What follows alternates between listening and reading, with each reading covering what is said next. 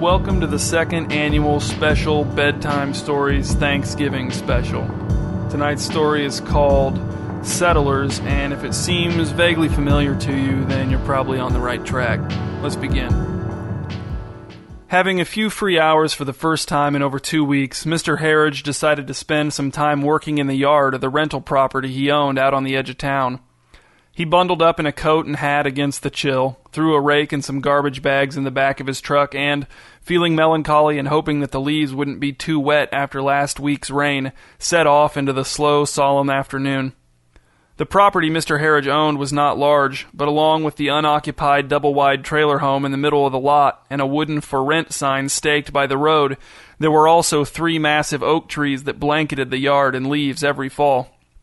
Mr. Harridge had only been raking for about 10 minutes, relieved that the leaves were only a little damp, when a crowded, decrepit station wagon pulled into the driveway behind his truck and died with a clanking noise that made it sound like the car would probably never start again. Mr. Harridge leaned on his rake, sweating under his collar despite the cold, as a short man with thick glasses and a brown sweater got out of the car and came towards him with his hand extended. "Sir, do you know who I can talk to about renting this house?" "I own the property," said Mr. Harridge, extending his hand to the man, who promptly grabbed it with both hands and pumped it up and down twice before releasing it. "I'm Francis Bivettes," said the man, "and that's my family." He turned and pointed at the car.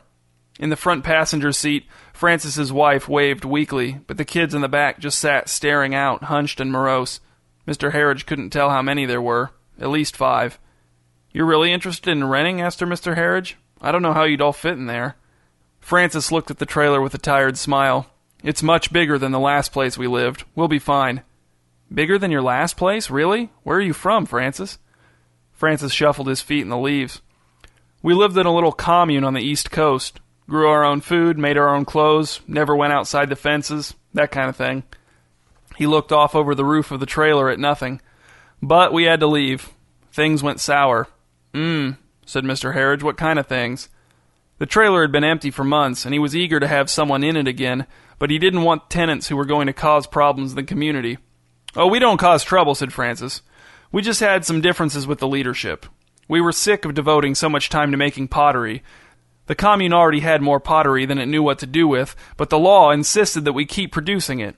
When they started making us erect more sheds to hold all the extra pottery, instead of expanding our own dwellings, I knew it was time to take my family and leave." Mr. Harridge nodded. "Sometimes you just have to recognize when something's over." "Sir," said Francis, "I have to tell you, we don't have much of anything right now. Just a few crates of vegetables we brought with us from the commune. I wouldn't be able to pay you right away, but if you let us live here, we'll take care of the place and pay as soon as we can." Mr. Harridge looked again at the sad, nervous Bivettes in the car and Francis's earnest expression. "It's a deal." Mr. Bivettes' face lit up. "Thank you," he said as he shook Mr. Harridge's hand with both of his again. "This means so much." As Mr. Harridge fished the key to the trailer out of his pocket, Francis turned to the car and gave his family a thumbs up. The doors to the car, rust falling off in flakes, creaked open, and the Bivettes climbed wearily out, all of them with shaggy hair and wearing hand-knitted sweaters, so that it was hard to tell the boys from the girls. They looked exhausted, especially Mrs. Bivette, who Francis supported with an arm around her waist as he led her and the children, some of them lugging the crates of vegetables, up the metal steps and into the trailer. Francis stood in the doorway and said, "Again, thank you." "Don't mention it," said Mr. Harridge. "I'm just happy to have someone inside the place. I hope it works out for you." Francis gave one last wave and closed the door to attend to his family. Mr. Harridge felt strange continuing to rake the yard with the Bivettes inside, so he leaned the rake against the porch as a hint, got in his truck, maneuvered it around the station wagon, and drove home to feed his snake and watch the day's thin light go out.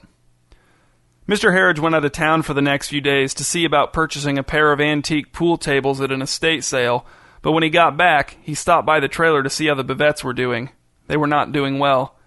Mr. Harridge found Francis and 3 of the kids, all of them wearing the same clothes he'd first seen them in, around the back side of the trailer forming lumps of clay into misshapen pottery. "We're so hungry," said Mr. Bivette. "The vegetables we brought with us are gone or spoiled, and there's no point in planting anything this late in the year. We were hoping some of our neighbors might trade us some beans or potatoes for pottery." "I thought you hated making pottery," said Mr. Harridge. He felt like he was missing something. "I do hate it. You think I'd be making it if my family's survival didn't depend on it?" Francis shook the still soft pot in his hand in anguish, which caused it to bend out of shape. He threw the ruined pot to the ground as his children looked on, their pots looking little better than their father's where it lay in the dirt. "My family will die, and it's all my fault for bringing them here," said Francis. "Why didn't we just stay in the commune and make pots? Was making pots really so bad? And now look at us, starving and freezing and still making pots, but with nothing to show for it." "You don't have enough money to get food from the store?" asked Mr. Harridge. "I can loan you some if need be." "What?" "The store," said Mr. Harridge. He reached into his pocket and peeled 2 $50 bills out of his money clip. "Here, take this and go get your family some food." "This is money?" Francis held the bills close to his face. "We didn't use money in the commune. How does it work?" "I'll drive you to the store and show you," said Mr. Harridge. "We'll take my truck." He realized that there was a very good chance that Francis had no idea what a driver's license was either.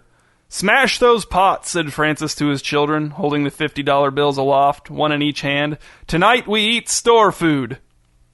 A week later, after a run down to the southern end of the state to help a friend of his get a good price for a stuffed and mounted calf with 6 legs, Mr. Harridge stopped by the trailer again in a steady gray snowfall to find Francis and a few other Bivettes again out back making pottery, shivering and pausing every few seconds to shake warmth into their stiff fingers. "Why?" asked Mr. Harridge. "Why are you making pottery again?" "We're starving," said Francis. "We ran out of store food, and since we have no money for more store food, we're making pottery to sell for money so I can buy some more store food with that money. Maybe some fruit roll-ups, or kettle-cooked vinegar-flavored potato chips." "No one wants your pottery, Francis, okay? Have you looked for a job?" "What?" "A job. So you can earn your own money and buy food for yourself." Francis said nothing. Mr. Harridge fought the urge to shove him. Francis would probably just tip right over. "Do you know how to mop floors?" "Of course," said Francis. "I mopped the floors in the commune's arsenal every night." Mr. Harridge didn't even want to know what that meant. "Fine. I have a friend at the courthouse who says their night custodian got fired for painting over the Bountiful Harvest mural without authorization. If you want the job, I'm sure you can have it. The courthouse is close enough that you can walk if you want." Overcome with excitement, Francis drop-kicked the half-finished pot in his hands onto the roof of the trailer. "Did you hear that, kids? Your dad's going to earn his own job money for store food." "I'll talk to the courthouse about giving you an advance on your salary," said Mr. Harridge, "but here's $50 for the next few days." "Thank you so much," said Francis. "The car's dead, but I'm sure I'll find a way to get store food for this money somehow." "I'll drive you," said Mr. Harridge. He only hoped that Francis would be quicker about his frozen pizza selections this time. Much quicker. Mr. Harridge's next 2 weeks were consumed with brokering a complicated land exchange deal 3 counties to the west. The parties involved were sensitive, skittish men with guilty consciences and itchy trigger fingers, and Mr. Harridge had to put in long hours to make sure everything went off without a hitch. On the day that the deal was finally concluded, Mr. Harridge came home to find a message from Francis Bivette on his answering machine. "Mr. Harridge, it's me, Francis Bivette.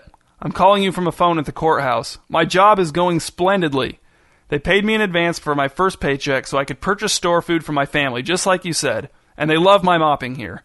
You've done so much for us since we arrived, giving us a place to stay, giving us store food, helping us learn how to get our own store food, getting me a job. It's been wonderful.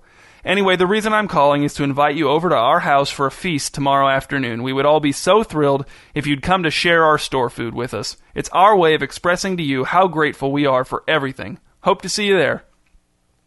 Since Francis hadn't told him a specific time to arrive and there was no way to call him back, Mr. Harridge drove over to the trailer a little before 1 o'clock.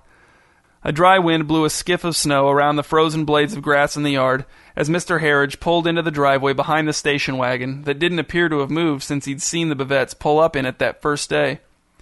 When Francis opened the door and the assembled Bivettes saw Mr. Harridge standing on the porch, Francis cued them with a stab of his finger, and they all said, "Thank you for saving us, Mr. Harridge," in unison, their eyes bright with gratitude. Mr. Harridge choked up as he stepped inside and tried to say, "You're welcome." He thought that he should probably learn the kids' names, at least a few of them, and definitely Mrs. Bivette's name. The Bivettes had made a table out of one of the bedroom doors that they had taken off of its hinges and laid across the backs of 4 chairs from the kitchen. It took up most of the living room, and there was nowhere to sit really, but the table was covered with immense quantities of store food. "I bought it all myself," said Francis with a huge grin, "with my job money."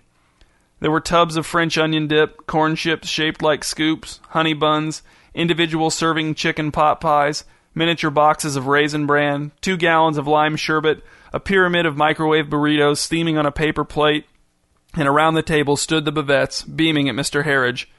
"They all want to mop the courthouse, just like their dad when they get older," said Francis, tousling the floppy hair of one of his sons or daughters. "There's not an aspiring potter among them." Then, as the biting wind outside tried in vain to cut its way into the warm, crowded trailer, the Bivettes and Mr. Harridge feasted. "I've never seen anything like this before," said Dr. Nixfold, standing over Mr. Harridge as he lay shivering in his bed under a pile of blankets. "The symptoms just don't add up to anything that I recognize."